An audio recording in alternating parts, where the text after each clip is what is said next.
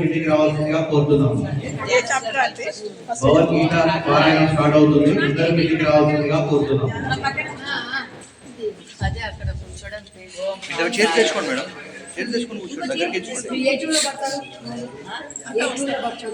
మీరు ఒకటి స్టార్ట్ చేయండి. ఏముందండి మామూలుగా చదవండి. మనం చెప్పేది స్టార్ట్ చేయండి.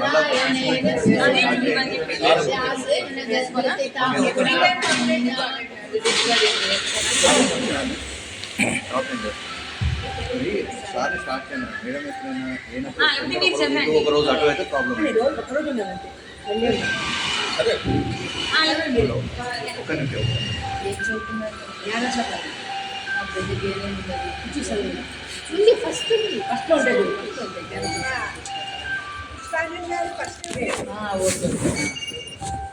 మనము లాస్ట్ టైం కూడా భగవద్గీత మీరు అందరూ కూడా చదువుకున్నారండి. ఇక్కడ పారాయణం లాస్ట్ టైం చేసినాము.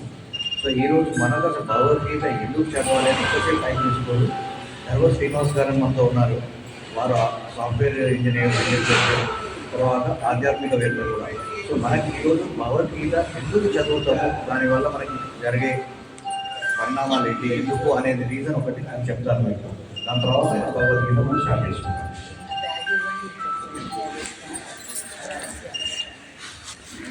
అంతరాయ తిమిరోపశాంతయే శాంత పావనమచింత్య వైభవం తం నరం వపుషి కుంజరం ముఖే మన్మహే కిమపి తుందిలం మహః వసుదేవసుతం దేవం కంసచాణూరమర్ధనం దేవకీ పరమానందం కృష్ణం వందే జగద్గురు శ్రీకృష్ణం వందే జగద్గురు. ఆత్మస్వరూపులారా, భగవద్గీత ఇప్పుడు మీరందరూ మాట్లాడుతుంటే విన్నాను. 12వ అధ్యాయంతో ప్రారంభిస్తున్నామని. 12వ అధ్యాయం అంటే భక్తి యోగం. ఏంటి భక్తి యోగం? భక్తి యోగం అంటే ఏంటి? ప్రకృతికి పురుషునికి భగవంతుడికి భక్తుడికి ఉన్న భక్తి గురించి భక్తుడి లక్షణాలు ఒక 4-5 చెప్పండి. దేవుడు చెప్పిన లక్షణాలు: విశ్వాసం, నమ్మకం, దేవుడి మీద, 12వ అధ్యాయంలో చెప్పినవి.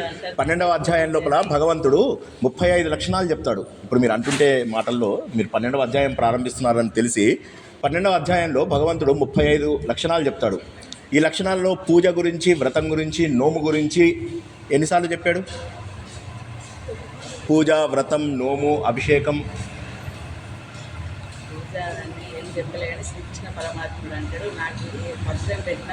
అది 12వ చాప్టర్లో చెప్పారు. అది 9వ చాప్టర్లో చెప్తారు. పత్రం పుష్పం ఫలం తోయం అనేది 9వ చాప్టర్లో చెప్తారు. 12వ అధ్యాయం అనేది ఏంటంటే ఒక మనిషి దేవుడుగా మారేయడానికి కావలసినటువంటి లక్షణాలు. అంటే దేవుడిగా ఎట్లా మారతాడు? మనిషి దేవుడిగా ఎలా మారతాడు అంటే 12వ అధ్యాయం లోపల భగవంతుడు ఒక 35 లక్షణాలు చెప్తాడు. ఆ లక్షణాలు చెప్పడంలో ఆ లక్షణాలన్నీ కూడా ఎలా ఉంటాయంటే సమశత్రౌచ మిత్రేచ తథా మానాపమానయో లాంటిది, తుల్య నిందా స్తుతిర్మౌని అని కానీ, అవునా, వేరే వాళ్ళని మనము బాధ పెట్టకూడదు, మనం బాధపడకూడదు అని, మనని మనము శుద్ధి చేసుకునేది, మనని మనము సంస్కరించుకునేటటువంటి లక్షణాలను 12వ అధ్యాయంలో చెప్తారు. దాన్ని భక్తి యోగం అంటారు. భక్తి యోగం అంటే ఏంటంటే భగవంతుడు గర్భగుడిలోకి ప్రవేశించడం. భగవంతుడు గర్భగుడిలోకి ప్రవేశించిన తర్వాత మెల్లగా 13వ అధ్యాయం, 14వ అధ్యాయం, 15వ అధ్యాయంలోకి వస్తారు. 15వ అధ్యాయం లోపల ఏమవుతుందంటే గర్భగుడిలోంచి ఇలా ఇలా ఇలా దేవుడికి దగ్గరగా వెళ్తూ దేవుడి లోపల కలిసిపోతాం. 15వ అధ్యాయంని ఏమంటారు? పురుషోత్తమ ప్రాప్తి యోగము. పురుషోత్తమ ప్రాప్తి అంటే ఏంటి? పురుషులందరిలోకి కూడా ఉత్తముడు అంటే భగవంతుడు. ఆ పురుషోత్తముడుగా మారాలంటే మనందరినీ పురుషులు అంటారు. పురుషులు అంటే మగ ఆడ కాదు. పురుషులు అంటే శరీరం ఉన్న వాళ్ళని పురుషులు అంటారు. పురి అంటారు దీన్ని, పురి. ఈ పురిని ధరించిన వాళ్ళందరూ పురుషులు. ఈ పురుషులందరూ కూడా గర్భగుడిలోకి వెళ్ళిన తర్వాత మెల్లమెల్లగా దేవుడి దగ్గరికి వెళ్తూ దేవుడి లోపల కలిసిపోతారు. అంటే 15వ అధ్యాయం వచ్చేసరికి మన లోపల దైవత్వం పూర్తిగా రావాలి. దైవత్వం అంటే ఏంటి? అసలు యాక్చువల్గా భగవద్గీతలో 18 అధ్యాయాలు ఉన్నాయి, అందరికీ తెలుసు అనుకుంటా కదా. 15వ అధ్యాయంతో భగవద్గీత అయిపోతుంది. 15వ అధ్యాయంతో భగవద్గీత అయిపోతుంది. ఎందుకంటే అర్జునుడు తన లోపల ఉన్నటువంటి దేవుణ్ణి గుర్తిస్తాడు. అంటే తన గర్భగుడిలో నడుచుకుంటూ వెళ్ళేసి తనను తను పవిత్రం చేస్తాడు. అంటే భగవద్గీత ఎందుకు చదవాలి మనము అంటే మనని మనం పవిత్రం చేసుకోవడానికి. ఎలా పవిత్రం చేసుకోవాలి, ఎందుకు పవిత్రం చేసుకోవాలి అంటే మనము దేవుడి యొక్క అసలు స్వరూపాలం కాబట్టి. ఒక అగ్ని కణం ఇట్లా అగ్ని వెళ్తున్నప్పుడు అందులో రకరకాల కణాలు బయటపడ్డాయి. అలాగే మనం అందరము కూడా దైవ స్వరూపులమే. అందరి లోపల ఉన్నటువంటి ఆత్మ ఏదైతే ఉందో అది ముక్కలు ముక్కలు ఉండదు. ఈయనదొక ఆత్మ, నాదొక ఆత్మ, ఆవిడదొక ఆత్మ, ఇలా ముక్కలు ముక్కలు అయిపోయి మటన్ కొట్టులో కట్టినట్టుగా ఉండదు. ఇది ఆత్మ అందరిది ఒకటే. ఆత్మ అంటే మన ఎలక్ట్రిసిటీ లాగా, అందరి చైతన్యం ఒక్కటే. అయితే దేవుడు ఏమంటారంటే అది నువ్వు తెలుసుకోవాలి అని చెప్పి చెప్పడానికి 12వ అధ్యాయం చెప్తాడనమాట. మరి భగవద్గీత ఎందుకు మనం చేస్తున్నాము అంటే మీరు 12 అన్నారు కాబట్టి 12 గురించి చెప్పాను. 15వ అధ్యాయంలో మనిషే దేవుడుగా మారిపోతాడు. అంటే మానవుడు మాధవుడుగా, నరుడు నారాయణుడుగా, జీవుడు దేవుడుగా, పురుషుడు పురుషోత్తముడుగా మారిపోతాడు. అంటే ఏంటంటే ultimately you are supposed to become god. అహం బ్రహ్మాస్మి అనేటటువంటి భావన రావాలి. భగవద్గీత అనేది అద్వైతము. అద్వైతం అంటే ఏంటంటే రెండు లేవు ప్రపంచంలో. అంటే నేను వేరు దేవుడు వేరు అనేది కాదు. భగవద్గీత అద్వైత సారం అంటారు. అద్వైతము అంటే నేను భగవంతుడి యొక్క స్వరూపాన్ని కానీ దాన్ని గుర్తించలేకపోతున్నాను. ఎందుకు గుర్తించలేకపోతున్నాను అంటే నా లోపల ఉన్నటువంటి అమాయకత్వం వల్ల. అమాయకత్వం అంటే ఏంటి? నేను భగవంతుడిని నాకు వేరుగా చూస్తూ నేను భగవంతుడికి చేస్తున్నటువంటి అమాయకమైనటువంటి పూజలు ఇవన్నీ ఏవైతే ఉంటాయో అవి కాకుండా తెలుసుకొని చేస్తే పూజలు అద్భుతంగా ఉంటాయి. ఏ పూజలైనా ఎందుకు చేయాలి? భగవద్గీతని 3 భాగాలు అంటారు. ఎన్ని భాగాలు? 3 భాగాలు. మొదటి 6 చాప్టర్స్ ఏంటంటే మనం చేసేటటువంటి డ్యూటీ, మనం చేసేటటువంటి పనులు. ఈ 6 అధ్యాయాలని ఏమంటారంటే కర్మయోగం అంటారు. కర్మ షట్కము అంటారు. షట్కం అంటే 6 అని, కర్మయోగం. తర్వాత 6 అధ్యాయాలు ఏంటంటే భక్తి యోగము. 7, 8, 9, 10, 11, 12 వీటిని ఏమంటారంటే భక్తి షట్కము అంటారు. 13 నుంచి 18 వరకు ఉన్నదాన్ని జ్ఞాన షట్కము అంటారు. మళ్ళీ ఒకసారి చెప్తున్నా, కర్మ షట్కము, భక్తి షట్కము, జ్ఞాన షట్కము. కర్మ షట్కం లోపల మనం ఏం చేస్తాము? ఇప్పుడు మీరు చేసినట్టే, పొద్దున చేసినట్టే పవిత్రంగా పూజ చేస్తారు. ఆ పూజ చేసి మీరు చేయకూడని పని ఏంటో చెప్తాను నేను ఫస్ట్. ఇంకా మళ్ళీ తర్వాత కూడా చేస్తారు కాబట్టి ఇది తప్పనిసరిగా తెలుసుకోవాల్సినటువంటి విషయం. ఏంటంటే పూజ చేస్తున్నప్పుడు, పుణ్యకార్యాలు చేస్తున్నప్పుడు పుణ్యం ఆశించకూడదు. ఆశించకుండా చేయాలి. శ్రీకృష్ణ భగవానుడు భగవద్గీతలో ఏమంటాడంటే అభిక్రమ నాశ దోషం, ప్రత్యవాయ దోషం వస్తాయి అని చెప్పేసి అంటాడు. ఎవరైతే కోరికలు కోరుకొని పూజలు చేస్తారో 2 దెయ్యాలను పెడతాను వాళ్ళ భుజాల మీద. ఈ భుజం మీద ఒక దెయ్యం, ఈ భుజం మీద ఒక దెయ్యం. ఒక దెయ్యం పేరు అభిక్రమ నాశ దోషం, మరొక దెయ్యం పేరు ప్రత్యవాయ దోషము. వీటి ద్వారా ఏమవుతుందంటే మీరు చేసే పని రివర్స్ అవుతుంది, లేదా అసలు చేసిన పని జరగకపోవచ్చు. కాబట్టి దేవుడిని కోరికలతోటి పూజించకుండా ఉండాలి అని చెప్పడమే భగవద్గీత ముఖ్య ఉద్దేశం. ఇప్పుడు మనం భగవద్గీత పారాయణం చేస్తున్నాము అంటే ఎందుకు చేస్తున్నాము అనే విషయాన్ని అర్థం చేసుకోవాలి. కోరికలు లేనటువంటి స్థాయికి మనం వెళ్ళాలి. ఈ మాట అనగానే అర్జునుడు ఆశ్చర్యపోతాడు. కోరికలు లేకుండా ఎట్లా చేస్తాము? ఫలితం ఆశించకుండా ఎట్లా చేస్తాము? నా మనసు ఒప్పుకోదు. అంటే నీ మనసు ఒప్పుకోవాలంటే నీకు ఒక టెక్నిక్ చెప్తానని చెప్పేసి ధ్యానం నేర్పిస్తాడు 6వ అధ్యాయంలో. దాన్ని రాజయోగం లేదా ధ్యాన యోగం అంటారు. 6వ అధ్యాయంని ఆత్మ సంయమన యోగం అంటారు. 7వ అధ్యాయం నుంచి ఏమంటాడంటే ఒక పని చెయ్యి, నీకు ఇలా కుదరదు, నువ్వేం చేస్తావు అంటే దేవుడికి భక్తుడిగా మారిపోయి ప్రతిదీ దేవుడికి వదిలేసాయి. ఉదాహరణకి నేను ఒక ఆలయానికి వెళ్ళాను అనుకోండి. ఆలయానికి వెళ్తే అక్కడ వాడు ఏ ప్రసాదం ఇచ్చాడని ఆలోచించాను. ఏ ప్రసాదం ఇచ్చినా కూడా తీసుకొని వచ్చేస్తాను. ఏ ప్రసాదం ఇచ్చినా కూడా సంతోషంగా కళ్ళకద్దుకొని వస్తాను. అదేవిధంగా జీవితంలో ఏ ఫలితం వచ్చినా కూడా, భగవద్గీత ఎందుకోసము అంటే దీనికోసమే. జీవితంలో ఏ ఫలితం వచ్చినా సంతోషంగా ఉండాలి, బాధపడకూడదు. మనము పని చేయడం వరకు మాత్రమే మన బాధ్యత. పని చేసేటప్పుడు అసలు ఆలోచించద్దు, విపరీతంగా పని చేయాలి. కానీ పని చేసిన తర్వాత వచ్చే ఫలితము అది దేవుడి చేతిలో ఉంది, కానీ మన చేతిలో లేదన్న సంగతి మనం గుర్తుపెట్టుకోవాలి. ఎందుకంటే అది మన చేతిలో లేదు, ఇంపాసిబుల్. మనం ఒకవేళ కాదు నేను ఉన్నదాన్ని మారుస్తాను అని చెప్పి కోరికతో చేస్తే దేవుడు ఏం చేస్తాడు? ఈ 2 దెయ్యాలను కూర్చోబెడతాడు. ఉన్న పని అవదు, లేదా ఉన్న పని రివర్స్ అవుతుంది. కొంతమందికి పూజలు అవి శ్రద్ధగా చేయరు. వాళ్ళు చేయకపోతే వాళ్ళకి ఏమవుతుంది? ఇంట్లోపల ఒక చెడు జరగడం జరుగుతుంది. కాబట్టి ఏంటంటే పూజ చేసేటప్పుడు పవిత్రంగా చేయాలి. దానికి నువ్వు మనసు నిగ్రహం చేసుకోవాలి. కోరుకోకుండా చేయి, నేను చూసుకుంటాను. నువ్వు చేసేదానికి పనికి తప్పకుండా ఫలితం వస్తుంది, నేను చూసుకుంటాను. కానీ నువ్వు కోరుకునే అధికారం లేదు, ఫలితం ఆశించే అధికారం లేదు అంటాడు. అలా మనం చేయాలంటే మరి ఎట్లాగా అంటే అప్పుడు అంటాడు అన్ని నాకు వదిలేసేయి అంటాడు. అన్ని నాకు వదిలేయి అని చెప్పి 7, 8, 9, 10, 11, 12 లోపల నేనే దేవుణ్ణి అని చెప్పి చెప్తాడు. ఈ రాయిలో, రప్పలో, అన్ని చోట్ల నేనే ఉన్నాను. ఈ మనుషులలో పాండవులు ఉన్నారు కదా, 5 పాండవులు కనిపిస్తున్నారు కదా, ఈ పాండవులలో అర్జునుడిని నేనే అని చెప్పి చెప్తాడు.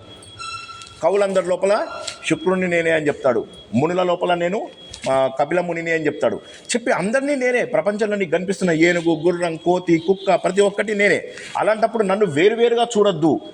దాన్ని విభూతి అంటారు. విభూతి అంటే విశిష్టంగా భగవంతుడు కనిపించేదాన్ని విభూతి అంటారు. అలా భగవంతుడు చక్కగా వివిధ రూపాలలో కనిపిస్తాడు. అర్జునుడికి అప్పుడు ఆశ్చర్యం వేస్తుంది. నేను ఇండైరెక్ట్గా తెలుసుకుంటున్నాను, ప్రతి మనిషిలో ఉన్నావు, ప్రతి వాడిలో కనిపిస్తున్నావు, ప్రతి చోట నువ్వు ఉన్నావని తెలిసింది. కానీ నేను డైరెక్ట్గా చూడాలనుకుంటున్నాను, ఇండైరెక్ట్గా కాదు డైరెక్ట్గా చూడాలనుకుంటున్నాను అని. అప్పుడు దేవుడు ఏమంటాడంటే సరే చూద్దు కానీ అని చెప్పేసి ఆయనకు ప్రత్యేకమైనటువంటి కళ్ళు ఇస్తాడు. ఇచ్చేసి అప్పుడు విశ్వరూపం చూపిస్తాడు. ఆ విశ్వరూపం లోపల తన అసలు రూపం చూపిస్తాడు. చూపించిన తర్వాత ఇతను అడుగుతాడు, విశ్వరూపం చూపించావు, నీ అసలు రూపం తెలిసింది, మరి నేను చేయాల్సినది ఏంటి అంటాడు. అప్పుడు మీరు ఇప్పుడు చదవబోయే భక్తి యోగం, భక్తి యోగము తర్వాత పురుషోత్తమ ప్రాప్తి యోగము, ఈ రెండు మాత్రమే పారాయణ చేయడానికి అధికారం ఉంది. మిగతావన్నీ టైంపాస్కి చేసుకోవచ్చు, తప్పులేదు. కానీ అసలు పారాయణం చేయవలసినవి 2 అధ్యాయాలు మాత్రమే, 12, 15. 12వ అధ్యాయం లోపల మనం ఎలా ఉండాలి, ఏ రకంగా ఏవం సతత యుక్తాయే భక్తాస్వాం పర్యుపాసతే. అందులోపల అడుగుతాడు, నిన్ను రూపంతో పూజించాలా, రూపం లేకుండా పూజించాలా, ఎలా పూజించాలి, మేము ఎలా ఉండాలి, భక్తులమంతా ఎలా ఉండాలి అని అడుగుతాడు. అడిగితే అప్పుడు దేవుడు చెప్తాడనమాట, రూపం లేకుండా పూజించడం అనేది క్లేశోధిక తరస్తేషాం అవ్యక్తాసక్త చేతసాం. కష్టమవుతుంది నీకు, రూపం లేకుండా దేవుణ్ణి పూజిస్తే కష్టం, కాబట్టి రూపంతో పూజించు. కానీ అది పక్కన పెట్టి రూపంతో పూజిస్తే పూజించవు, 35 లక్షణాలను నువ్వు అలవరుచుకో. ఎవరి మీద నేరం చెప్పకు, ఎవరి మీద చాడీలు చెప్పకు, ఎవరి వెనక మాట్లాడకు, ఎవరి ఇళ్లలో ఏం జరుగుతుందో తెలుసుకోకు, ఎవరికి కష్టాలున్నా కూడా వారికి రక్షించు. 12వ అధ్యాయంలో 35 లక్షణాలు చెప్తారు. నీకు ఎన్ని కష్టాలు వచ్చినా శత్రువులతో మిత్రులతో కూడా సమానంగా ఉండే, ఎవరిని ద్వేషించకు, నచ్చకపోతే దూరం వెళ్ళిపో, కానీ ద్వేషించకు. ఇది భగవద్గీత. ఎందుకు పారాయణం చేయాలి అంటే ఇందుకోసం పారాయణం చేయాలి. ఏ అధ్యాయం పారాయణం చేయాలి అంటే కేవలము 12, 15 మాత్రమే పారాయణ అర్హత ఉన్నాయి. మన హిందూ ధర్మంలో 3 మాత్రమే పారాయణ అర్హత ఉన్నవి. అందులో 1, 12, 15 అధ్యాయాలు భగవద్గీత, విష్ణు సహస్రనామము, లలిత సహస్రనామము. మిగతావి చాలా రకాల పారాయణాలు వచ్చాయి. కాకపోతే ఈ 3 పారాయణాలు హిందూ ధర్మంలో అత్యంత ప్రాచుర్యంలో ఉన్నాయి. వేదవ్యాసుడు అందించినటువంటి ఈ అమూల్యమైనటువంటి జ్ఞానాన్ని మనం గుర్తించాలి. ఎందుకంటే దేవుడు ఏం చెప్తాడంటే పరబ్రహ్మ ఒక్కడే. ఎక్కడా కూడా శ్రీకృష్ణుడు నేను శ్రీకృష్ణుని అని చెప్పేసి భగవద్గీతలో చెప్పాడు, నేను భగవానుణ్ణి అని చెప్పి చెప్తాడు. భగవాను వాచానే వస్తుంది అంటే దాని అర్థం ఏంటంటే భగవంతుడు ఒక్కడే. మొన్న నేను గణపతి గురించి మాట్లాడినప్పుడు ఒక మాట చెప్పాను, 2 నిమిషాలు చెప్పి ముగిస్తాను. గణపతి అంటే పరబ్రహ్మ, దేవుడికి రూపం లేదు, మన దేవుడికి ఎవరికి రూపం లేదు. అదే శ్రీకృష్ణ పరమాత్మని అర్జునుడు అడుగుతాడు. ఈ ఫస్ట్ శ్లోకం మీరు ఏదైతే చదవబోతున్నారో ధ్యాన శ్లోకాల తర్వాత ఆ ఫస్ట్ శ్లోకమే నీకు రూపంతో పూజించాలా, రూపం లేకుండా పూజించాలా అని. ఎందుకంటే దేవుడు ఎంతసేపు కూడా రూపం లేనటువంటి తత్వానికే చెప్తుంటాడు, నాకు రూపం లేదు, నాకు రూపం లేదు, నాకు రూపం లేదు, నాకు రూపం లేదు అంటే అర్జునుడికి ఆశ్చర్యం వచ్చి లేదు మీరు ఏదో ఒక రూపం ఉండాలి కదంటే నా రూపం ఒకటే విశ్వరూపము అని చెప్పి విశ్వరూపం చూపిస్తాడు. సో దేవుడు అన్ని రూపాలలో ఉన్నాడు, ప్రతి జీవి లోపల కూడా ఉన్నాడు, ప్రతి చరాచర వస్తువులలో ఉన్నాడు. అదే మనకు 13, 14 అధ్యాయాలలో చెప్తారు. చెప్పి 15వ అధ్యాయం కల్లా అర్జునుడిని భగవంతుడు తన లోపల తీసుకుంటాడు. అర్జునుడు ఎట్లా తీసుకుంటాడు, మమైవాంశో జీవలోకే జీవభూత సనాతన మనశ్శష్టానింద్రియాన్ని ప్రకృతి స్థాని కర్తది. మీరంతా కూడా నా అంశతో పుట్టిన వాళ్ళు, ఎవ్వరు కూడా నా అంశ కాని వాళ్ళు లేరు. ఒకడు తక్కువ ఒకడు ఎక్కువ అనేటువంటి లేదు. కుల మత జాతి వర్గ అన్ని రకాలుగా తేడా లేదు, అందరూ ఒక్కరే. జాతి అంటే ఇక్కడ కుక్కలు నక్కలు పశువులు అవన్నీ ఒకటే. మనం కూడా తర్వాత జన్మలలో ఆ జన్మలు ఎత్తే అవకాశం ఉంది. సో కాబట్టి మనని మనము పవిత్రపరచుకోనప్పుడు ఏ పారాయణలు ఏ పూజలు ఏవి అవసరం లేదు. మనని మనం పవిత్రంగా ఉంచుకున్నామా, మనము తప్పులు చేయకుండా ఉన్నామా. భగవద్గీత చెప్పేదల్లా కూడా ఏ తప్పు చేయనటువంటి ధర్మబద్ధమైన జీవితం. అసలు గీత అంటే ఏంటి? గీత అంటే ఇక్కడ ఒక చుక్క, ఇక్కడ ఒక చుక్క, 2 చుక్కలు. ఈ 2 చుక్కల్ని ఇట్లా కలిపితే గీత, అంతే కదా. ఈ గీతని ఇలా కలపచ్చు, ఇలా కలపచ్చు, ఇలా కలపచ్చు, ఇలా కూడా కలపచ్చు, రకరకాలుగా కలపచ్చు. అందులో ఫాస్ట్గా ఏది వెళ్తుందండి? స్ట్రైట్ లైన్ ఒకటే ఫాస్ట్గా వెళ్తుంది. జీవితం లోపల గీత మనకి ఏం చెప్తుందంటే ఎప్పుడు స్ట్రైట్ లైన్లో వెళ్ళు, ధర్మాన్ని తప్పకు. గీత అంటే ఏంటంటే మన గీత మారాలి. ఆ గీత మారాలి అంటే ఎప్పుడు కూడా సీదా వెళ్ళాలి, వంకర టింకలుగా వెళ్ళకూడదు. భగవద్గీత చెప్పేది ధర్మమే, భగవద్గీత చెప్పేది ధర్మము. భగవద్గీత పారాయణ గ్రంథం కాదు. భగవద్గీతని అనుష్ఠాన వేదాంతము, ఆచరణ వేదాంతము అంటారు. ఆచరణ భగవద్గీతలో ఉన్నవి ఆచరణ చేయాలి. మరి పారాయణం ఎందుకు చేయాలి? Good question. మొదట ప్రారంభమయ్యే మొదటి స్థాయిని పారాయణ అంటారు, 2వ స్థాయిని వివరణ అంటారు, 3వ స్థాయిని ఆచరణ అంటారు. పారాయణ చేస్తూ దాని అర్థం తెలుసుకోవడం తప్పనిసరి. అర్థం తెలియనటువంటి చదువు లాభం ఏమిటి? కాబట్టి భగవంతుడు ఏమంటే పారాయణ నేర్చుకో, కానీ పారాయణం చేస్తూ దాన్ని అర్థం చేసుకో. ఇవాళ మీరు 12వ అధ్యాయం తెలుసుకోబోతున్నారు. ఆ 12వ అధ్యాయంది ఇప్పుడు నేను మీనింగ్ చెప్పాను మీకు. 12వ అధ్యాయంలో భగవంతుడి లక్షణాలు, భక్తుడి లక్షణాలు. భగవంతుడు 2 లక్షణాలు, రూపంతో రూపం లేని. భక్తుడి లక్షణాలు 35, మనం పవిత్రంగా ఉంచుకోవాలని. అవి చేస్తే అప్పుడు మనం గర్భగుడిలో దేవుడికి దగ్గరగా వెళ్తాము. దేవుడు అంటే ఎవరు?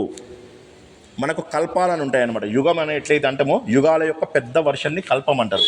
మీకు ఇందాక సంకల్పం చెప్తున్నప్పుడు ఆయన అన్నారు కదా, వైవస్వనంతరే కలియుగే ప్రథం పాదే జంబు ద్వీపే, అప్పుడు చెప్పినప్పుడు మీకు కల్పం గురించి చెప్తారు. శ్వేత వరాహ కల్పే అని చెప్పారు. ఆ కల్పంలో ఉన్నాం ఇప్పుడు మనం.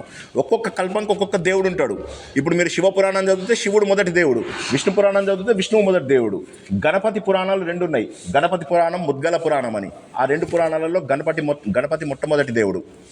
ఆ గణపతి మొట్టమొదటి దేవుడు కాబట్టి ఆయన కూడా అవతారాలు ఉన్నాయి. విష్ణుమూర్తిలాగా, శివుడిలాగా అవతారాలు ఉన్నాయి. కాబట్టి ఏంటంటే పరబ్రహ్మ అంటే ఒక దేవుడు కాదు, అందరికంటే ముందు ఉన్నటువంటి ఒక భగవంతుడు. ప్రతి కల్పంకు మారుతాడు ఆయన, ప్రతి యుగానికి మారుతూ ఉంటాడు ఆయన.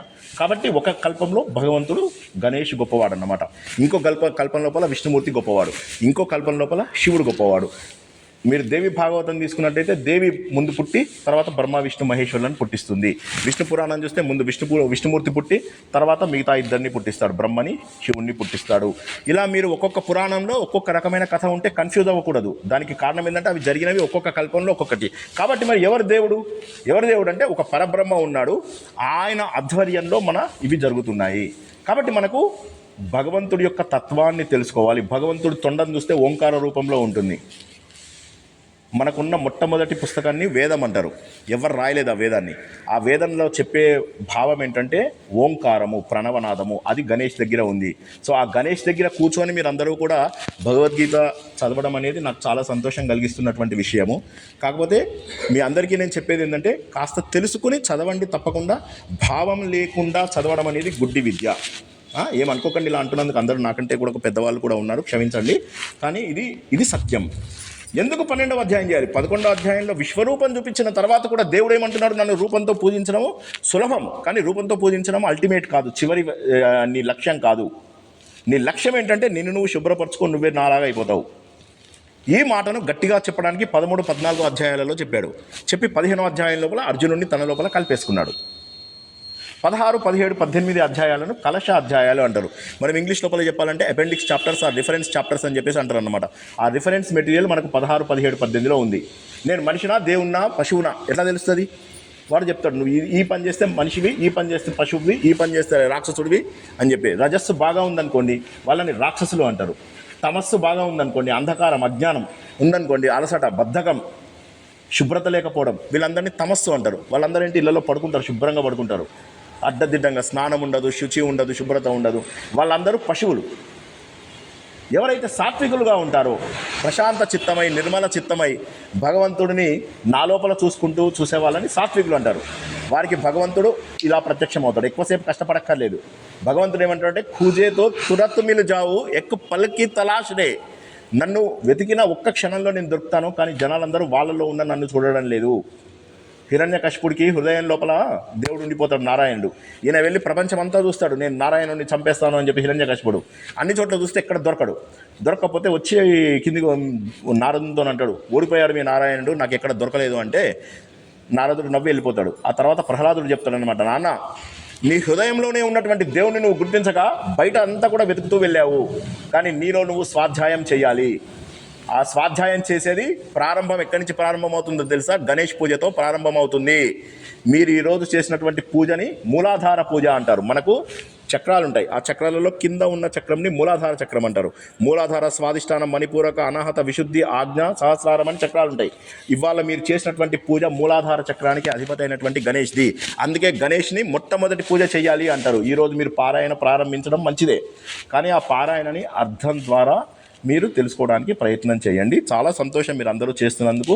మీ అందరికీ కూడా భగవంతుడు తప్పక ఆయన కృపా కటాక్షాలు మీ అందరిపైన ఇస్తాడని ఆశిస్తున్నాను. ఏదో చిన్న కొన్ని మాటలు చెప్పాలనే ఉద్దేశంతో భగవద్గీత చదవడం అంటే మనము పవిత్రులను చేసుకోవడము, కర్మ యొక్క ఫలితాన్ని ఆశించకుండా చేయాలి అనేటటువంటి విషయాన్ని మనం తెలుసుకోవాలి. ఫలితం ఆశిస్తూ చేస్తే ఫలితం రివర్స్ అవుతుంది అన్న విషయాన్ని గుర్తుంచుకోండి. అదే భగవద్గీత ముఖ్య ఉద్దేశం. బాణాలు పడేసినటువంటి అర్జునుడు నేను చెయ్యనని చెప్పి అపశకునం, బాణాలు తీసి పడేస్తాడు. ఫస్ట్ చాప్టర్ కూడా మీరు చదువుతామని చెప్పారు. ఫస్ట్ చాప్టర్ లోపల అర్జునుడు ఎన్ని మాటలు మాట్లాడతాడు తెలుసా? ఫస్ట్ చాప్టర్లో శ్రీకృష్ణుడు ఎన్నిసార్లు మాట్లాడాడండి? ఎన్ని ఎన్ని ఎన్ని శ్లోకాలు ఉంటాయి శ్రీకృష్ణుడివి ఫస్ట్ చాప్టర్లో? 2, 3? ఇంకెవరైనా? సంజయుడే చెప్తాడు. సో భగవంతుడు అసలు మాట్లాడాడు ఫస్ట్ చాప్టర్లో, 0. భగవంతుడు ఒక్కసారి కూడా మాట్లాడు, నవ్వుతూ ఉంటాడు. అర్జునుడు చెప్పేటువంటి పిచ్చి మాటలకు నవ్వుతూ ఉంటాడు. అజ్ఞానము మొదటి చాప్టర్ మొత్తము కూడా అజ్ఞానంతో కూడుకున్నటువంటి చాప్టరు, తమస్సుతో కూడుకున్నటువంటి చాప్టరు, అంధకారంతో కూడుకున్నటువంటి చాప్టరు. ఆ చాప్టర్లో అర్జునుడు చెప్పే మాటలన్నింటికి నవ్వుకుంటాడు దేవుడు. కాదు, నువ్వు అసలు పని ఏంటి తెలుసా, ఆ బాణాలు పడేసావు కదా, ముందు ఆ బాణాలు లేపి తర్వాత యుద్ధం చేయి అని చెప్పి చెప్తాడనమాట. అంటే మన డ్యూటీ మనం చెయ్యాలి. ఆయన ఏమంటారు తెలుసా, యుద్ధంలో నువ్వు ఓడిపోయినా సరే, మరి యుద్ధం అయిపోతుంది. యుద్ధం అయిపోయిన తర్వాత పాండవుల వైపు ఒక్కళ్ళు కూడా మిగిలరు.